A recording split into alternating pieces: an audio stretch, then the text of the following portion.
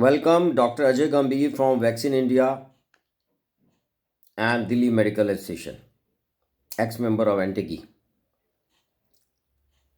WHO has been saying that the first mandate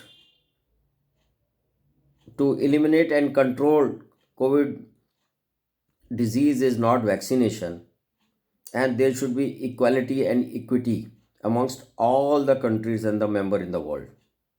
According to the WHO and the data received, that booster doses may not be required to the all persons and it should be used judicially. And hence we have to have some equitable distribution amongst all country.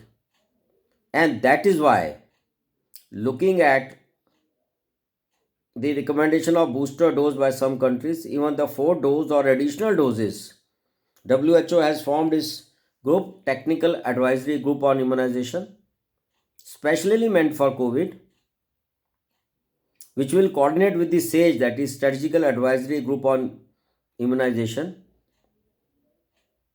and will go into the data which is present and coming from throughout the world to find out the which vaccine is best, and will help the vaccine manufacturer to make a multivariant vaccine which will not be affected by the strains which are emerging. So what they will do, the WHO will do, the strain will look at the strain composition and gather the data from the length and breadth of all the countries and the world, and will share not even the genetic differences but anti-genetical differences so that we can contain COVID. So far, monovalent vaccines are available, and we are talking about the multivalent vaccines which can control all the variant. It will not only help the patients, individual patient, but in public health, it will also see that variants do not emerge, and even if they emerge, they will not have the negative impact over the vaccines. That means vaccine will be that. So they have given a criteria. The criteria are four. The first thing is the effectivity, which we are talking about. Second thing is effectivity and efficacy and effectiveness regardless. Four. The first thing is the effectivity, which we are talking about. Second thing is effectivity and efficacy and effectiveness regardless of the age. Now, some vaccines are good for females, some vaccines are good for males, some vaccines are good for above 60 years, regardless of the age.